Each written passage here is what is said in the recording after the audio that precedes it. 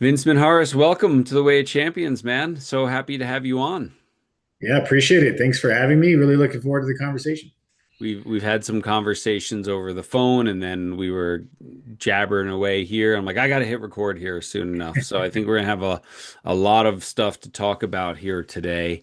But I've obviously loved the work of Project Play, and since its founding and a couple of years ago, and then you've come on board recently, really focused on the coaching side of things versus accessibility or some of these other things. So I think we have so much to talk about here, but let's just kind of start with you because, I mean, like most of us in the world of sport, started with your journey as an athlete, didn't it? Yeah, absolutely. And still, a big fan of the game. Nothing quite like being a basketball player growing up in Southern California, following the Lakers and UCLA basketball. My dad was a massive fan, used to follow around him at his 3-on-3 leagues as a kid, shooting on the hoop on the side court while they're playing. But look, I'm a guy who grew up playing basketball in Southern California. I played Division III college basketball at Claremont McKenna College and high school basketball at Damien High School in LA. And I would just say that I'm just someone who just fell in love with the game by playing in the backyard. I used to wake up at 6 and ride my bike to my friend's house, and we play, pickup in before school and dirty in our in our uniform, but loving every minute of it. I suppose my journey diverts a little bit after high school and college in that I ran a basketball academy out of my parents' backyard for a few years because I just corporate life wasn't for me.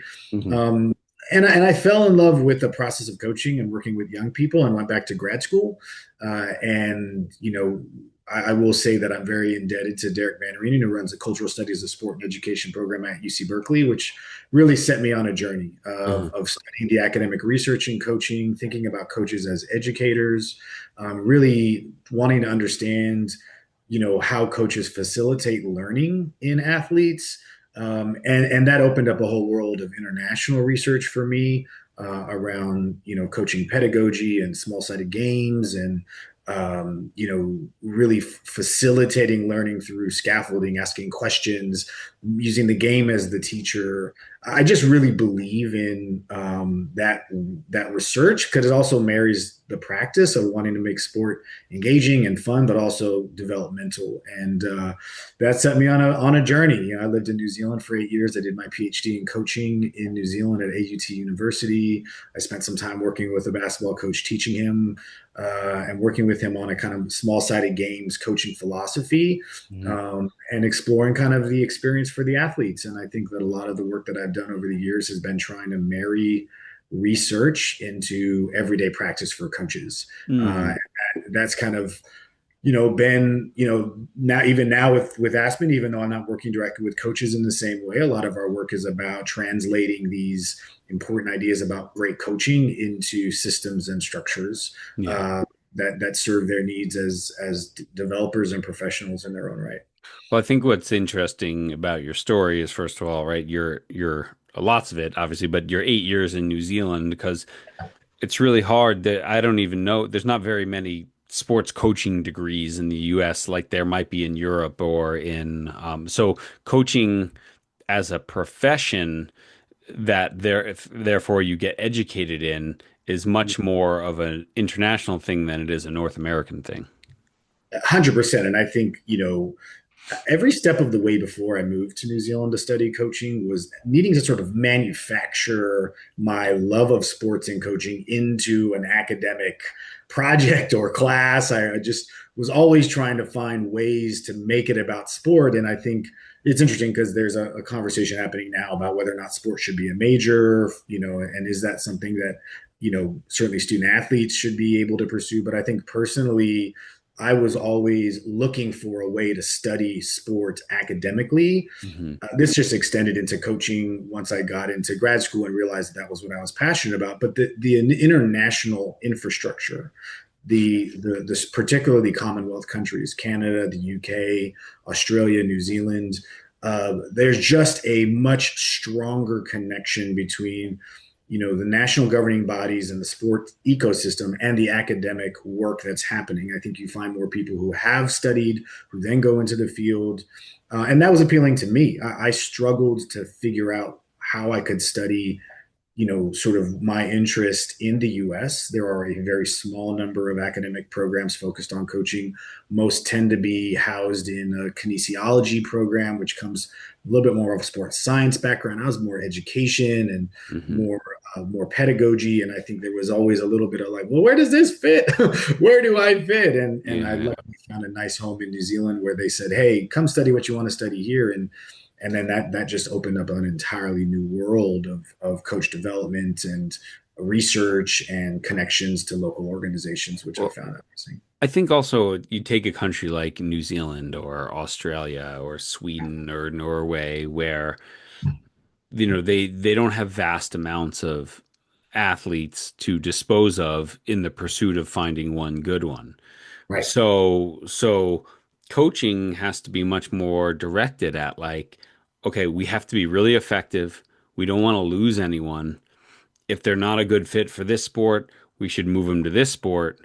But really, what we can't do is kick them out. Where the North American model is right, 100 eggs against the wall, and if one doesn't break, wow, look at that, an Olympic champion. Boy, we did a great job, right? But New Zealand can't afford to lose 99 people, and so I think working in a country and environment like that, where it's like, how do we develop everybody and then figure out who the good ones are is a really interesting way to learn to coach versus let me just select the kids that'll help me win this year. And then when they're not good enough, I'll select the kids that help me win next year. I mean, I couldn't agree more. And I think the thing that I found interesting about New Zealand, New Zealand it has a sort of a mentality of wanting to punch above our weight. And by that, there's sort of this notion of we are small. We have to be efficient in our use of resources. We have to find unique ways to get a competitive advantage. And New Zealand has done that by making coaching a pathway for competitive advantage. But they've done it not just in saying, here's how a coach here's what makes a really good coach. It's here's how coaches at every stage of the youth kind of journey can foster talent development, retention, really help kids fall in love with the sport, and then ultimately develop independent decision makers who are motivated and who understand the game. And I think obviously the All Blacks and rugby has been really leading that way, but so many other sports have a similar mentality. And it's sort of out of necessity. They realize that we need to be good at coaching. We need to be really good at developing our talent, and we need to be efficient in our use of resource and how we do that. So they just went all in on coaching and coach development, which I was a beneficiary of. Yeah, you were, and it's great. So talk about how you got connected to Project Play. Yeah. After I finished my PhD, I actually spent 5 years as a coach developer, a full-time professional coach developer for what's called a regional association in New Zealand. It was Harbor Basketball, and it's Mhm. a quasi entity that is both a basketball club and a regional sort of sport development entity. We helped grow basketball in the region. Yeah. And that experience gave me a real platform to put into practice so much of these concepts of coach development and athlete and long-term athlete development and sort of say, here's how I would do it. Right. And, Hmm. and I, and I tried to build a framework and a structure.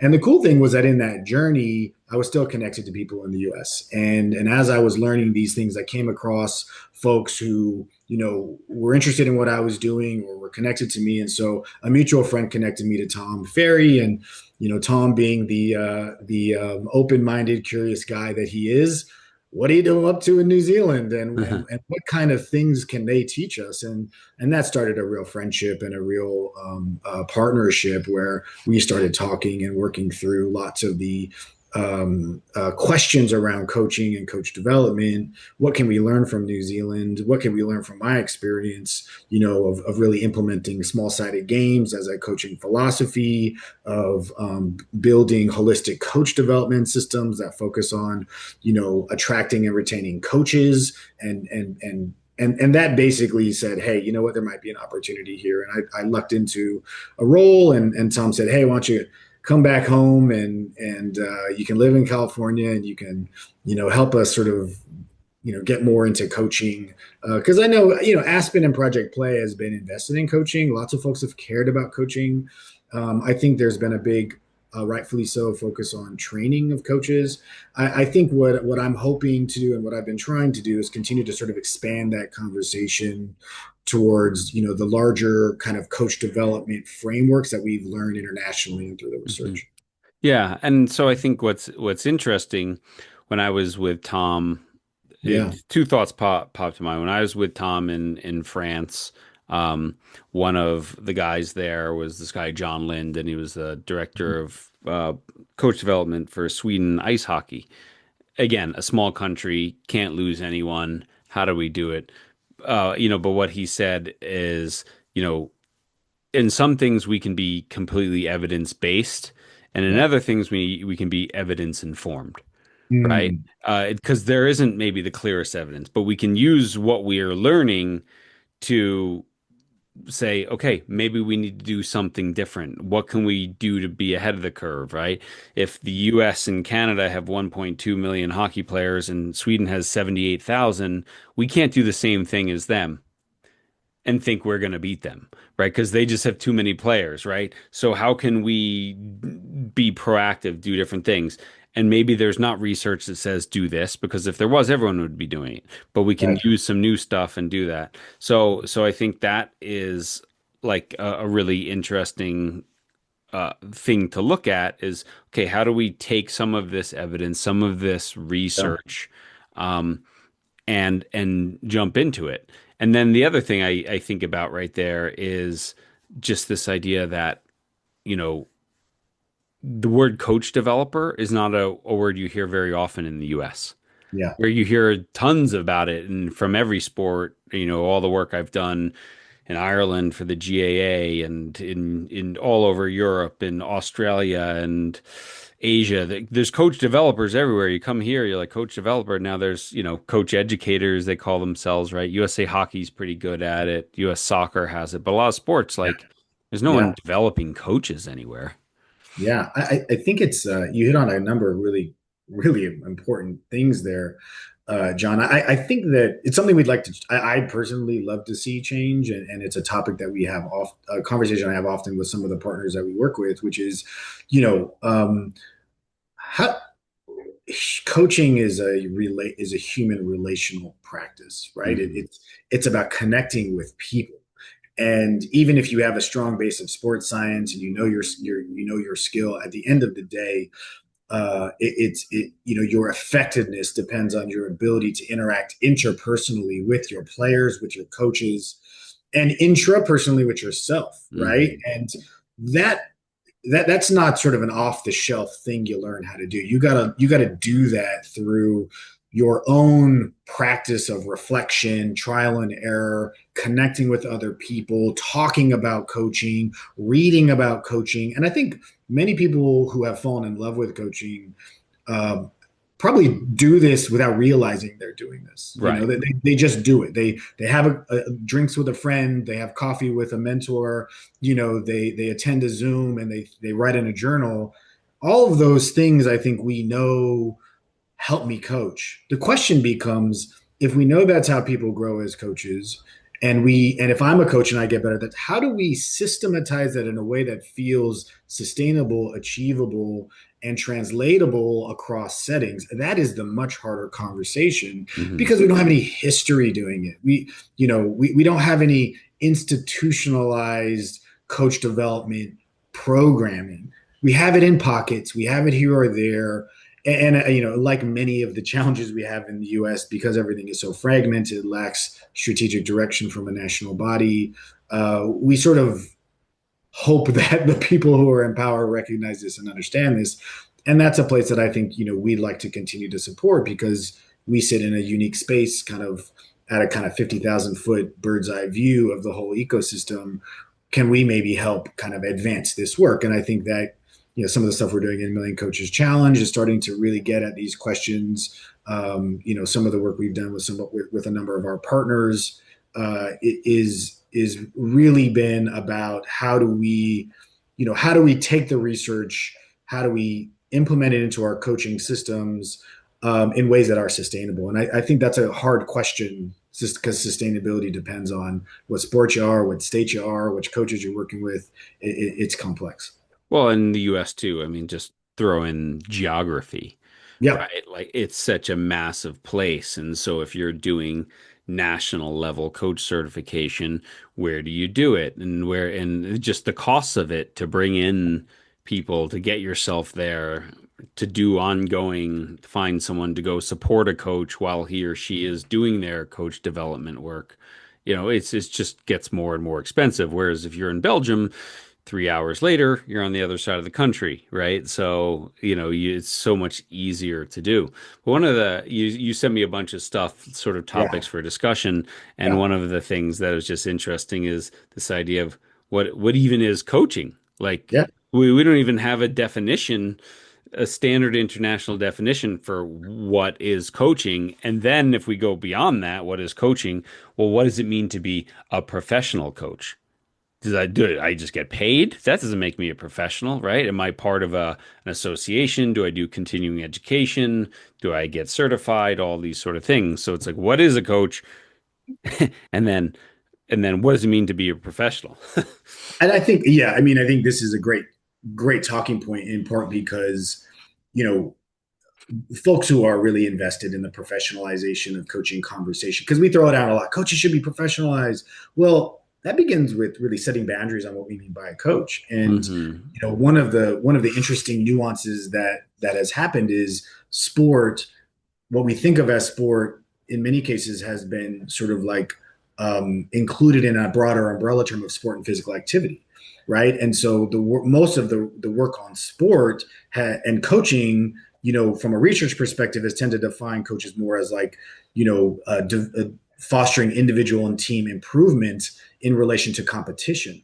And competition is often a key feature of what it means to be a coach. However, competition also doesn't mean the same thing to everyone. And some people really, we've been rightfully so, been concerned about the role of competition in youth sports, that we're too competitive, that there's too much focus on winning, and that actually anyone can be a coach, right? And I think we recognize this notion that anyone can be a coach sort of symbolically and rhetorically. But I think the idea of what is a coach matters because it allows us to establish what the body of knowledge is. What's the relevant body of knowledge for coaching? And so we have to ask ourselves important questions. I don't necessarily know the answer right now, but is a high school varsity coach, a club coach, a private skills trainer, a in-town recreational league coach, and a community nonprofit girls program or like how like are they and are is that person a coach, right? And I think on one hand we can say yes to all of them. Yes, these are all Hmm. coaches. It's a person leading a sport and physical activity setting where skills are developed and a person is sort of in this facilitate leading role. However, these are very, very different roles. Right. Their actions so differently. And so if we want to professionalize the field, we have to figure out a way to both make these like both establish similarity and differentiation so that we can be clear on like, well, what's the appropriate body of knowledge for this group and for this group and for this group and for this group? What do they Hmm. share and what do they differ? That is hard work, but it's important work that we haven't done. It's important work. And, as you sort of lay out those different things, I was just writing down like there's a difference between a babysitter and then someone who runs a daycare and then Correct. someone who's running a school and then maybe a college professor, right? And like with each level of expectations go up, so does hopefully the levels of training and certification and curriculum and supervision, right? When my 14-year-old decided to go babysit, no one's like, well, where's your degree in babysitting and how much, it's like, maybe you have some first aid, right? But then it's like, okay, if you want to run a daycare, you got to get licensed, you got to get certified. There's a little bit more. Now you want to be a teacher. Well, now you have a degree in education and a master's and ongoing, and there's someone supervising you. So I think, like, I really think in talking to you, first of all, colleges that are hurting with kids, like, why isn't there a sport coaching major at most Correct. schools? How many people would go into that? And then we're really saying, okay, I want to make a go of sport coaching for a career. So I'm going to get a degree in that. I'm going to study some kinesiology and study some psychology and study some um, best coaching and education practices and teaching and pedagogy and things like that. That's a degree, right? And then I might be on a path, that's very different than, hey, my kid decided to play basketball for the next 3 months and you need a coach, Yeah. right? That's like I you said, think I different think body of knowledge, whole different thing. And I think we need to be okay with the fact that we can make these differentiations in honest ways. Yeah. That it is okay to say, you know what, a parent volunteer who is only going to run one practice a week and be on the sideline for a game probably doesn't need the same level of background knowledge as a certainly a college coach or a high school varsity coach or a junior national team coach. And Mhm. the concern I've had since I came back to the US has been the tendency for us to sort of group all coaches into one bucket. Every coach should know this. Look, we do know that there are baseline things from a categorical perspective everyone should know about. Safety, right? Motivation. You need to know a certain amount about your sport. You need to know a certain amount about, relationship building and working with young people. I would argue you need to know a certain amount about yourself. But we need to be able to have honest differentiation between these things and levels. So, a junior national team coach who is a youth sports coach, in my estimation, because they are working with under 18 athletes, right? They're Right. working 16 and 17 Yeah, year I mean, let's olds.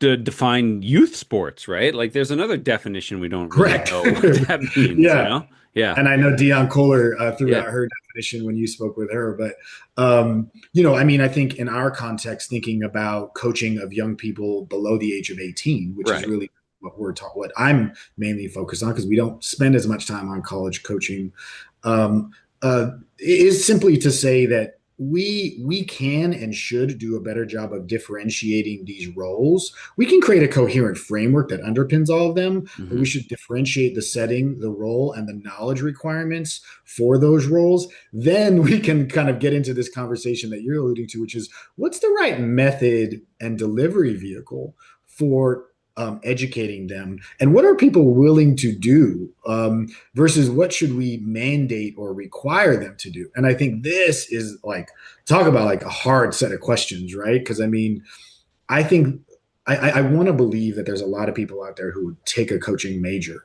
but we know how most people are. You're going to take a major in under the belief that it's going to have some return on investment, right? That it's going to lead you into a job.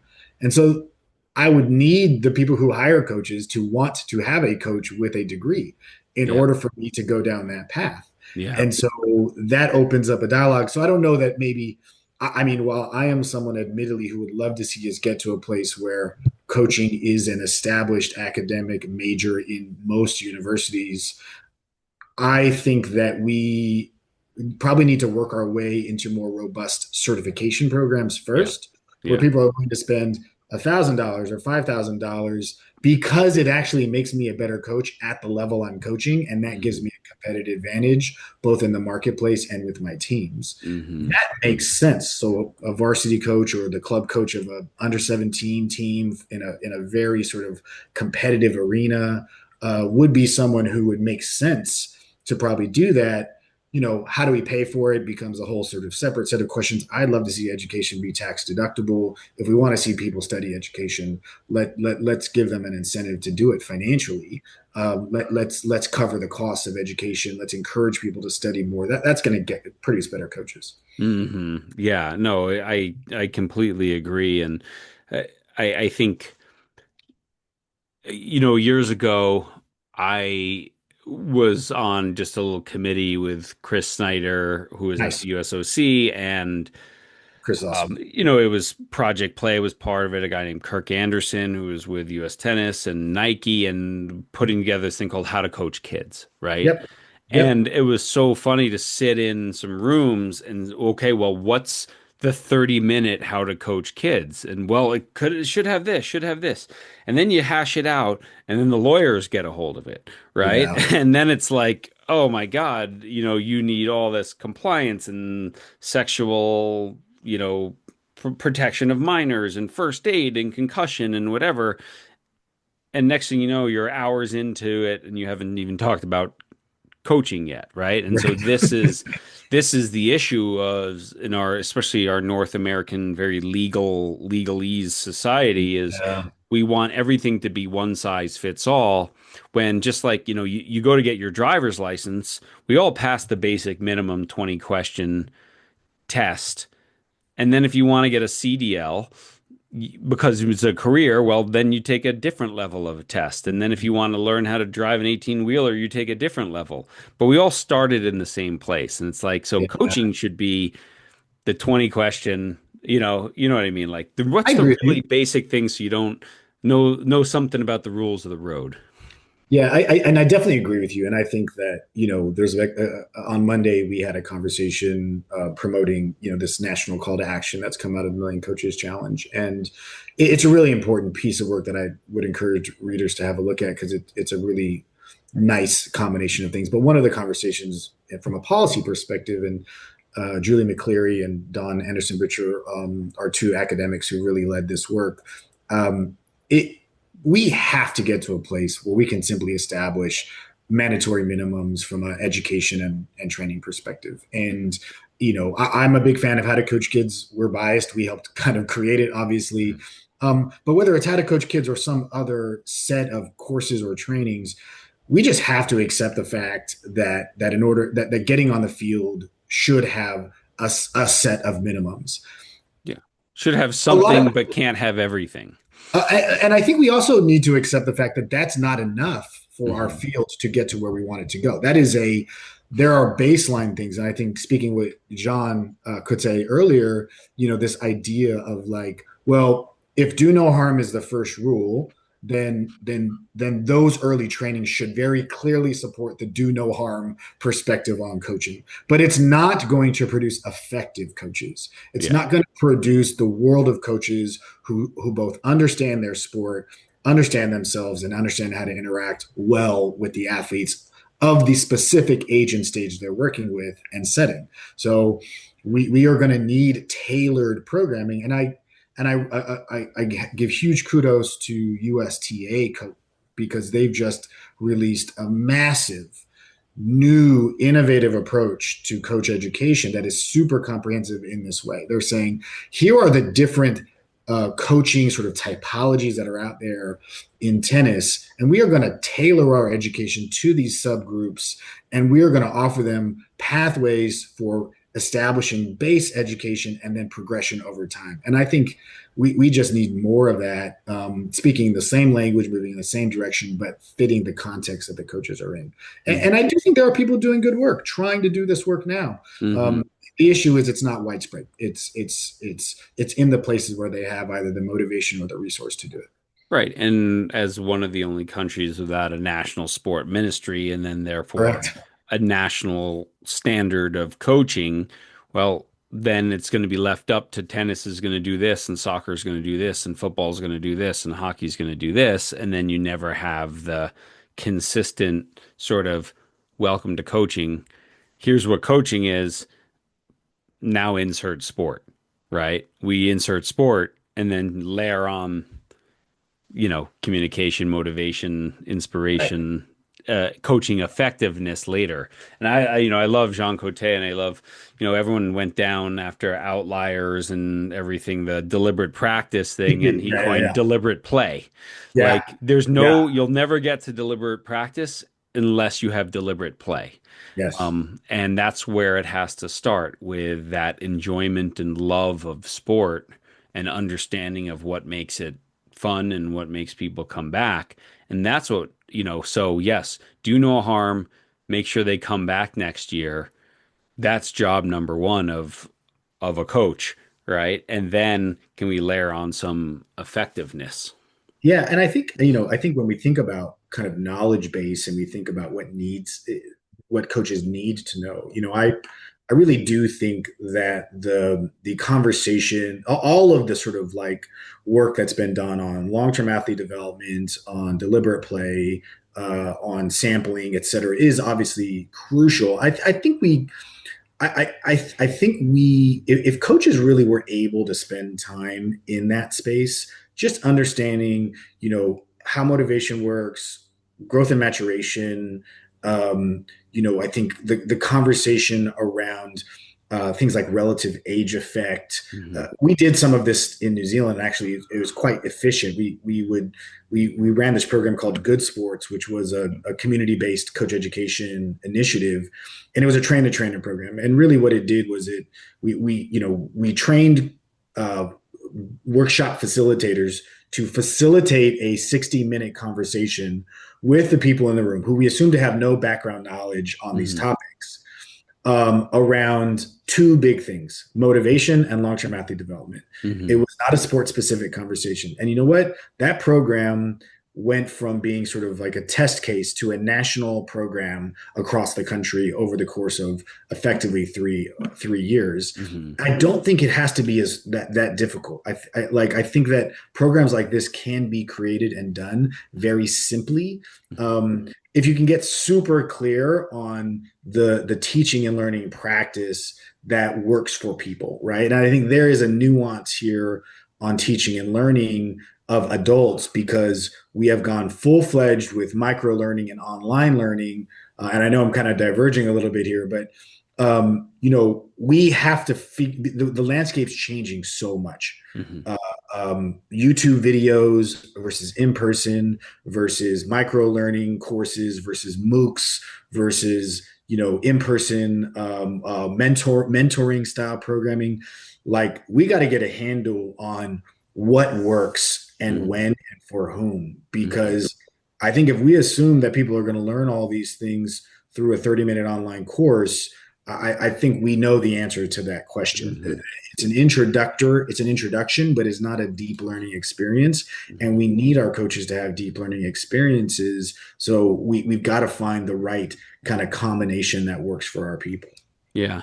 I mean, my experience is that sadly, where most sport is delivered to kids at the youngest ages, let's just lump it under the local park and rec department, right? Sure. Let's just lump it under there for ease of argument. So many of them, like the person who runs the sport program, who runs the soccer program, their job is basically the job description is register the players, get a coach for every team, um, schedule practices and games, get them their equipment, then start getting ready for basketball.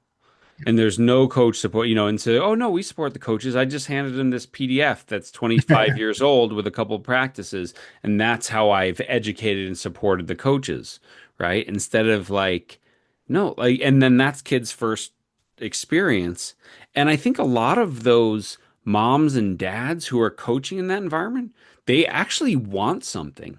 Yes. They want to be taught. And when you teach them and give them resources, guess what? Then they come back again next year instead of starting from scratch and dialing for dollars for 75 youth soccer coaches, And yeah. I mean, this is where it actually brings us right back to where we started, which is the coach developer. Yeah. And I will share here, kind of how we structured it because I think it's relevant, and maybe people who run clubs here would be open to sort of doing it in this way. But you know, a lot of sport providers get consumed by operation, Hmm. right? Facilities, uniforms, balls, transport, etc. Because it's the first sort of point of order. You got to make sure the game and the practice happens. Hmm. I think you could call it a luxury fine if you want, but ultimately we had obviously a CEO, we had a person who was in charge of ops and coordination, and my role was development. I developed the program. So I was responsible, and obviously one of those elements was coach development. Hmm. And generally speaking, there are so many layers here, John, that you're going to love. Hmm. For starters, hiring of coaches, right? Like my job to hire the coaches. So I has to have a philosophy of coaching within the club that connects to player development and that I think would be fun and that I think would produce winning teams. So I develop a style of play for the club right? That's built around freedom, creativity, independent decision making, and principles, kind of conceptual style of play, Hmm. fast paced. Well, it turns out it's actually quite easy to teach if you use small sided games that are more based on principles and you allow players to sort of explore. Well, when I'm looking for coaches, I want coaches who either, in an ideal world, who have some background in this. The university I attended, uh, most of this that I attended for my PhD, the bachelor students are studying sport and rec with a focus on coaching. So there are coaching undergrads Hmm. who are in the university down the street, and we have a relationship with that university where I can bring them in for academic credit to coach with us, Hmm. right? And I think that's like a phenomenon that felt crazy before I got there, but it's like, hey, I can hire students who are studying coaching. Yeah. But then also, if you aren't a student studying coaching who doesn't have this background, I will bring you in. I will have a one-on-one conversation with you. I will talk through our style of play. You can tell me if that's what you want to do, if you like that. And then I will do an orientation at the beginning of the season to explain the whole philosophy. And Hmm. as the season goes, I am giving you tips, guidance. I'm watching you practice. I'm going through this process of bringing groups together for lunches and chalk talks. We're having reflective conversations on your coaching with your athletes. And we're doing this for coaches of 10, 11-year olds, not just coaches of elite teams and Hmm. 17-year olds. And might I add, the other thing I can do is I can send documentation of our coaching philosophy and our approach to parents so Hmm. that parents can then understand what we're up to. And I know that there are folks out there who do this. And if you are doing this, I'd love to hear from you because I'd love to tell your story. But I think when you have dedicated coach development resourcing, Hmm. have this ability to obviously do formal education, but it's all of this nuanced cultural and on the ground support that I think really is where the magic happens in coach development. Yeah. And I mean, I think just to go back to North American youth Yeah, sports, what you're doing on the field is only a small percentage of it, sure, right? sure. So it's then those parent and player interactions off the field, off the court, the logistics, organizing your team, getting people to show up where and when they're supposed to show up. Here's a problem with playing time. Here's an upset parent. Here's an upset kid. Here's a bullying issue. Like I've always, the last couple of years, because of my work schedule, when I was coaching youth soccer, I would have the club hire a young new coach and they'd spend 6 months with me and they come to practice every day and they run practice and then they run it when I'm not there, right? They coach games if I'm not there, but they're working with me every day. And then I'm also including them on a text to a parent, on an email Yeah, to the team, on an email yeah, to a family, helping them understand the whole ecosystem of coaching and not just from 6 to 7:30 what practice looks like, right? Because that's such a small part of what it entails these days, whether it's relationship building, but again, in the youth sports side, yeah. it's parents. It's parents, Yeah. I will say though, and again, I come from a basketball perspective. I do think that apprenticeship is an interesting thing to think about in coach development because I do love apprenticeship. I think it's an important pathway. Basketball in particular, and I know a lot of other sports as well, does have a sort of culture of kind of having a coaching tree and Hmm. bringing people in and having them learn under you and then go off and run their own program. And I do like that. And I think it's an opportunity we I've been thinking more about how can we nurture and encourage apprenticeship as not just a sort of like let's hope the head coach likes doing this. Let's Hope actually they try to survive the first year and come back. Yeah. right. Let's actually cultivate this systematically. And this is again where I think if you were to have a coach developer who could, assign interns or or learner coaches to a head coach, you could create some incentive for the head coach to take it on. Maybe they get a little bit extra compensation or some extra Hmm. benefit. That'd be amazing. Maybe that learner coach is also studying somewhere. They're either doing a certification or they're doing a community college associate's degree or something that requires them to have a practical component. You Hmm. know, I do think that New Zealand did this very well is these linkages between university academic requirements and practical experiences in community Hmm. where you're getting win-wins, and there's usually no financial cost attached to hiring that coach because they're getting the academic benefit of it. Hmm. Sometimes you still can, and I think if you can reimburse for gas or you can feed them or things of that nature, Hmm. a lot of coaches will take that. But this is the nuance of coach development that I think is the conversation I think we should be having more of. And I know that in the short term, it's really going to be the high resource clubs and programs who are going to say, we'll take that leap. Right. If you can demonstrate effectiveness in these settings, the question then becomes, can we get government, can we get philanthropy, can we get corporate sponsors to be willing to invest in ways that support this, because good coach development is good youth development in sport. Yeah. I mean, I'm just as you're saying that, imagining some college course where you sign up for the course and then your job is to go get a coaching job in the community, Yep. and you go and coach, and then you're, even if your mentor is your professor, you come back and once a week you sit down with, well, what's going well and what needs work and what did you learn and what were your challenges? Go back out there, do it again, come back, do it again. What a great thing for the local community sports clubs, and what a great, and have that professor just mentor those 25 or 30 students. Yeah. Now, it, you need someone out there in the environment watching them do practice, giving them feedback. Yes. But now we start having tools where, AI can give some good coaching feedback, and you can at least record it and watch stick a camera on your chest and go coach and do that. I think all these things, there's ways that we can mentor young coaches and teach them, and make them feel like, oh yeah, okay, this is something I can do because I get some support versus, just here's your balls, here's your bibs. Um, Yeah.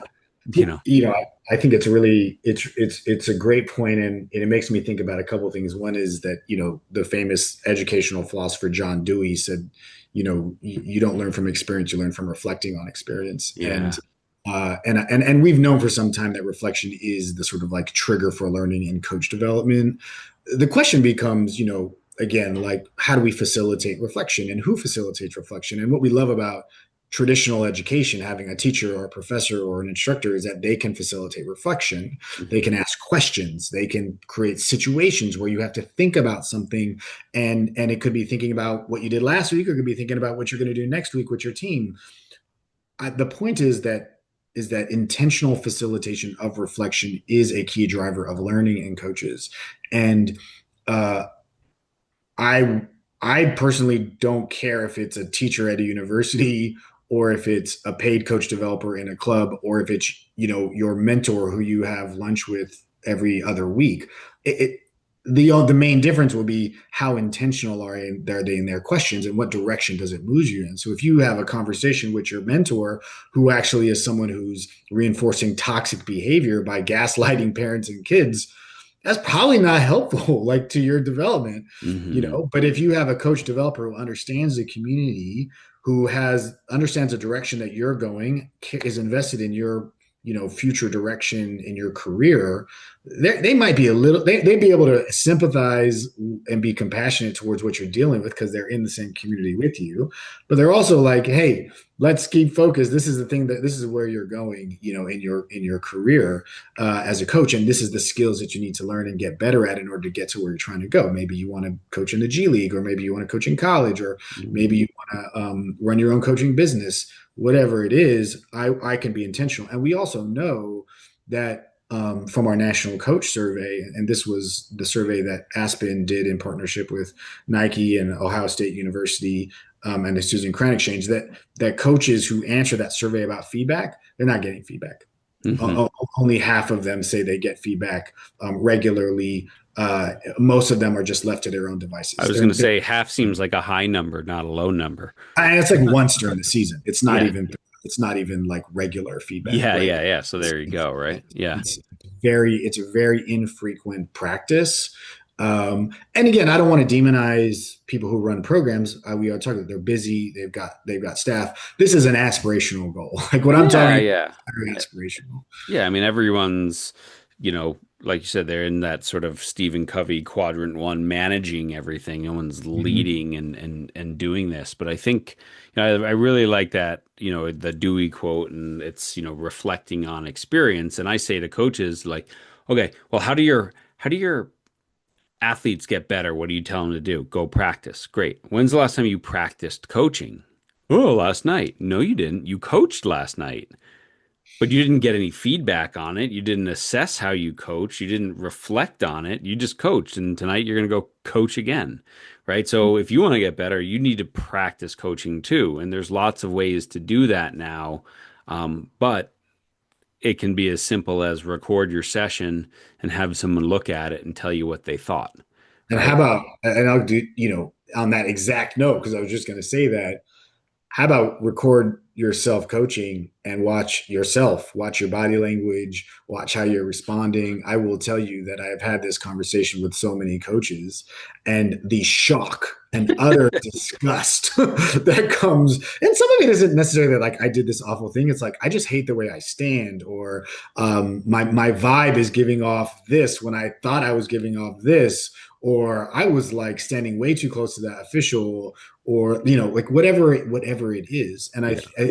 the point is that video facilitates reflection. You can't watch video and not reflect on what it means about you and where you are. And it's usually like it's like listening to yourself give a speech. Like I don't know about if you listen back to your podcast, but I usually don't Oh, like, trust me. I'm like, that's a terrible what, question. what did I just say? Who the What did I hell? just Where did say? that come from? I know, I know. So I love that line, and I think that like again, but part of what we're doing here is look whether or not the youth sports sector can systematically bring about coach developers as a professional role. The point is not so much about that as it is about that coach development is a nuanced, complex practice because coaching is a nuanced, complex practice, Hmm. and so we have to keep finding more ways to bring out the human, emotional, social, cultural part of coaching.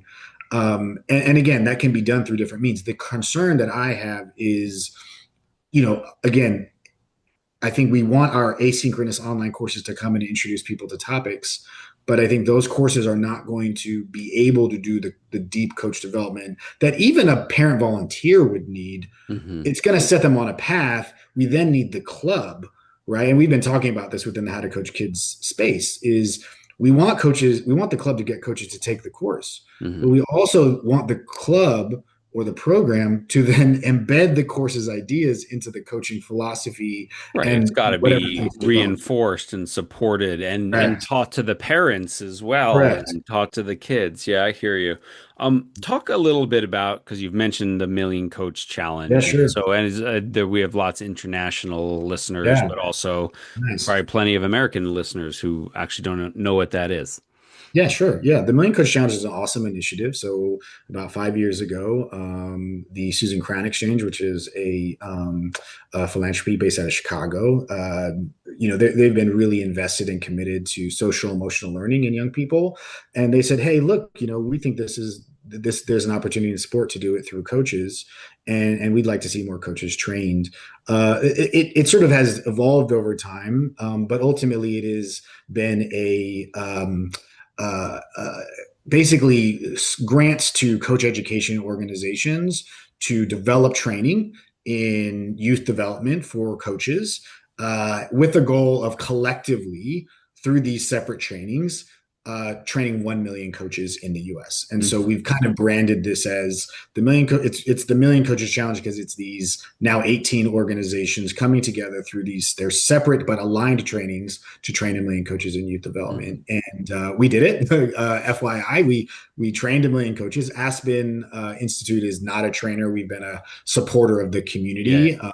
We don't train coaches directly, Yeah, like but Positive Coaching Alliance and others. yeah, there's a number of amazing, PCAs in the group, the Center for Healing and Justice Through Sport, Girls on the Run, Little League, USOPC, Yeah.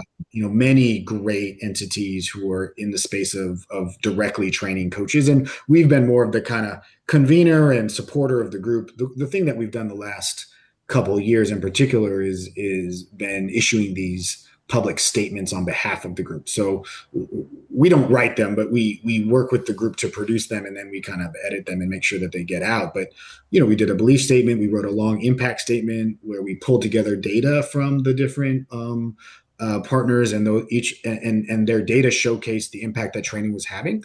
And it's interesting because when you look at the impact of training, and again, this is why it's fascinating to have the conversation.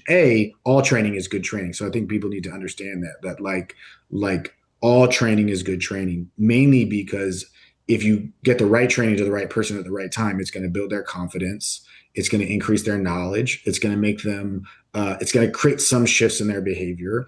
And trained coaches have a better impact. Kids have more fun. Community gets tighter. I think the big thing, though, is that, a training, particularly a training that's focused on mental health or how to coach kids or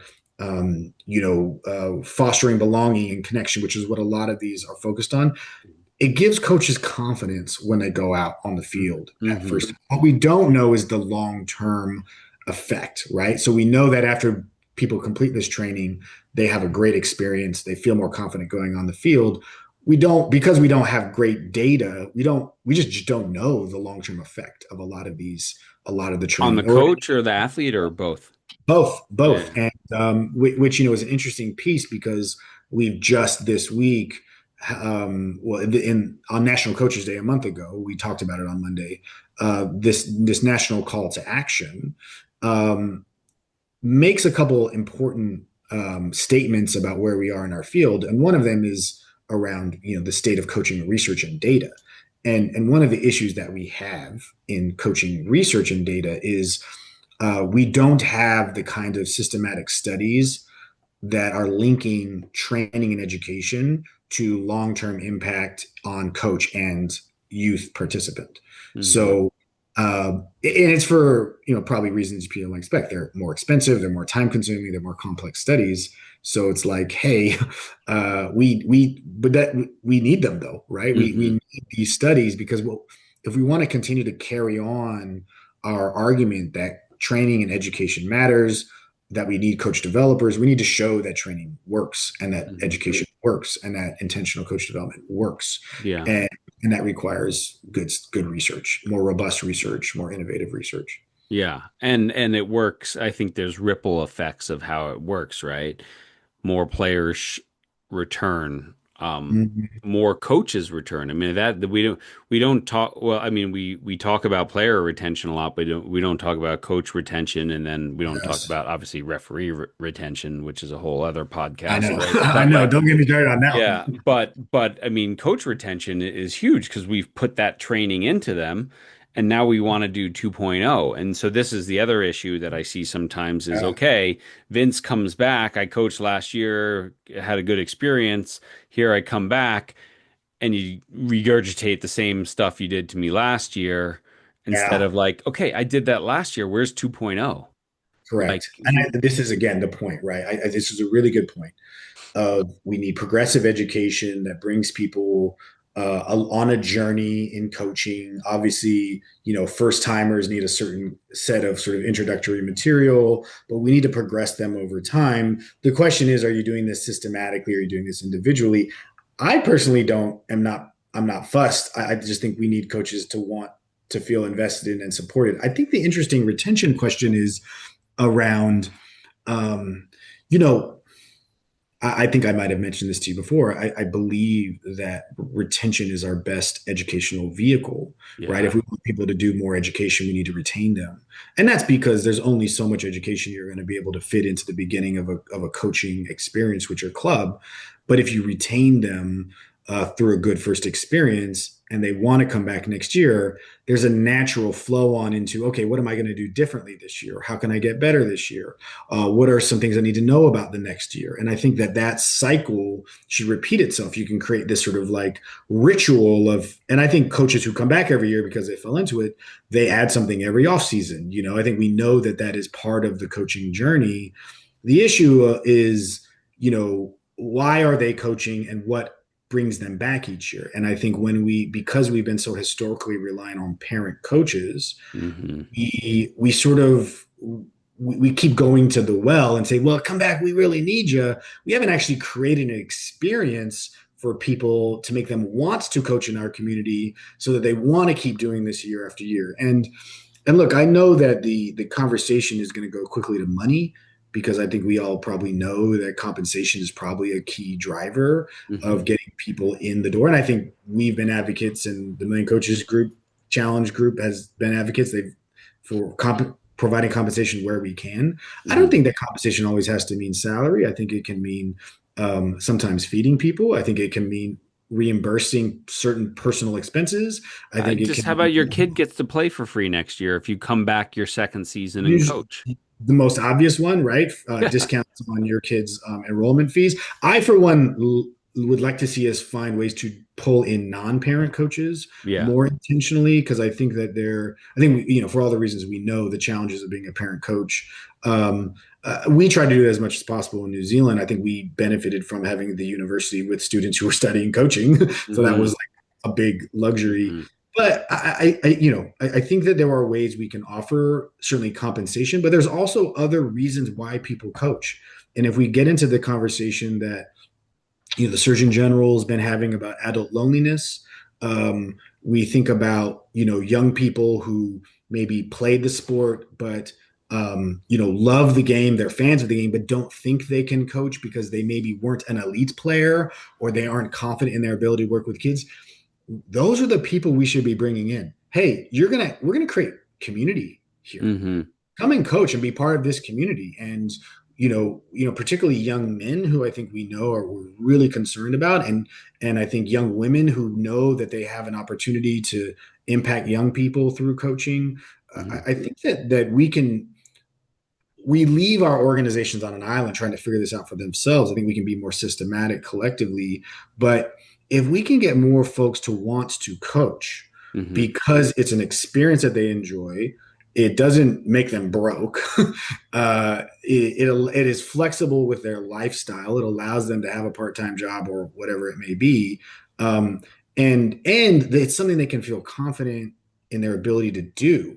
I think we should not be leaving coaches on an island to deal with parents by themselves. You No, know, I I, mean that's a big part of it right there. When you feel like you're hung out to dry every time there's an angry parent, or like, I just volunteered to coach, not to respond to emails at 11:30 p.m., correct. right, or 5 a.m. or whatever. I think to add to your list, for any community as well, I did a couple of years ago, just gave my time to do some coach education for a nonprofit called Soldiers to Sidelines, right? Mm-hmm. I just like I know them. Yeah. yeah, amazing, right? So it's like you have people, and I think of firefighters and police officers and stuff like that, people who are in a career where they have a great sense of purpose and maybe brotherhood or sisterhood, right? And like, yeah, soldiers to silent, I would say they come back and they've lost that collective purpose. And coaching gives you such a great sense of like a purpose. So why not use those people who understand teams and Yeah. understand having someone's back and are lacking purpose because hammering nails or whatever they're doing now isn't the same as being a firefighter, who was forced to retire at 45 or 50 just because of rules. Get into coaching, right? There's your sense of purpose back. I'll give you something interesting because, we've been thinking about this issue in particular. And it connects to kind of where we are with volunteerism generally in the US. And we know that formal volunteering is on the decline. But it kind of depends a little bit. And the Allstate Foundation has done some really good work in this space. And I know AmeriCorps has done, produces the data. But one of the nuances here with volunteering is that uh, rates of volunteerism are even or go up when you think of volunteering as informal helping. So Hmm. if you think of volunteering as formal volunteerism, like I've got to raise my hand and take on this really serious role, like there, unless you're highly motivated to do it, particularly among young people, it's not that exciting. It feels like a big commitment. It feels like too much to say Hmm. yes to. But if you think of if we can kind of fashion volunteering as an informal help, hey, can you help us out on Sunday? Or hey, like you've played the game. Can you help out Johnny's mom who is happy to be the coach? Like uh, more young people, my suspicion, my hypothesis, more young people are willing to raise their hand and come out and coach in particular, even if their kid isn't a part of it, if they feel they're helping someone. And this is kind of cueing the work that I know Nicole Lavoie and the Tucker Center have done. If you ask them, like if you ask people, you shoulder tap them, hey, will you help us? We will give you A, B, C, D, E. We'll maybe provide you with free training. We'll reimburse you for this. You'll if you kind of take a certain amount of like initial action Hmm. to make them feel valued, to show them that it's not a huge lift, and that you'll offer them some benefits. I think we get a lot more people Yeah. willing to say yes. They might not be the full head coach in their first year, Yeah. but you could probably get them to do that in the second year. Yeah, I don't want to eat the whole elephant, but I'll take a Correct. few bites, right? And then, like you said, that elephant wasn't so big after all. Yeah, no, I agree, right? Like, get them in the door, let them feel the good of it without the whole commitment, and then come back around and like, okay, you know what? I think I want to do that next year. No, I agree. Listen, we've gone a long time. Any final words or anything you want to share with our listeners here? It's been a really cool conversation. I just would say watch this space. If you can get out to the Project Play Summit in Boston next year, that would be amazing. If not, check out millioncoaches.org and the call to action statement. There's some amazing stuff there. If you want to learn a little bit more about some of the conversations we've been having about coaching, go to the Project Play 2025 Summit page. Had a really cool conversation around the coaching landscape there, also some stuff around competitive engineering, which I think a lot of people will find interesting. But reach out. I love talking about coaching, and I would be happy to chop it up with anybody who's got ideas or they're doing something interesting that they want to share. I am genuinely a coaching nerd in the most honest way, and I love that. And would be happy to talk with anyone. But What's the best way for people to connect with you? yeah, you can follow me in a few places. I'm Player Learning on Instagram and X, although probably I'm not on that page as much. Or people can happy to get emails, Vincent.Minjares at aspeninstitute.org. Yeah, reach out. Let's have a chat. Sweet. Awesome. Well, we'll put all those links in the show notes and everything for everyone. But Vince, appreciate you coming on. And I think bigger picture, I so appreciate what you're doing in the Aspen Institute and any partners on the Million Coach Challenge. Just to as my mission statement says, or at Changing the Game Project is, giving sports back to kids and putting a little more play back in playing ball, and that comes with the delivers of that, which are our coaches. So really appreciate what you're doing, and I appreciate our connection, and I look Yeah. forward to watching this space as well. Yeah. Thanks for devoting some time to this topic and going deep on coach developers with me. I appreciate it. And I appreciate you. Thank you. Thanks. Thanks everyone for listening. Thanks again to Vince Minjares. Just a great conversation, great work that they're doing with Aspen Institute and with obviously part of this Million Coach Challenge. So important this work to educate our coaches, to teach, and to help give our kids a better experience. I like this idea that just has resonated with me since first time I ever spoke to Vince that, coach retention is the best form of coach education. So if we want to retain our coaches, we need to give them the tools, not just how to run a practice, but how to communicate, how to engage with parents. We need to educate those parents so that they know, hey, leave the coaches alone at the appropriate times and all that. So super, super important stuff there. As I sign off again, last couple spots at the Way of Champions 2026 retreat and licensing certification program. So if you want to become a certified Way of Champions presenter and be able to get all this material and access to everything that Jerry and I do, and then go and teach it at your school or in your community, go to changingthegameproject.com. Right on the main webpage there is WOC certification and get signed up. It will be sold out very, very soon here. So, yeah, get on that list. Come join us next summer. It's a year-long program. We have just some journaling and a few meetings beforehand. Then next June 11th through 14th, 4 days, 3 nights in the beautiful Rocky Mountains, incredible facility, deep dive into personal self-awareness and development and team culture and inner game and the tools of the trade. And then a 5 month follow up after, and you'll be part of a cohort of some amazing coach developers and coach trainers. Okay. Thanks to Sprocket Sports. Thank you to our Patreon podcast champions, and thank you to all of you who listen, who buy our books, who use the Champion Teammate with your teams, who share this message, share this podcast, and everything. Your influence is never neutral.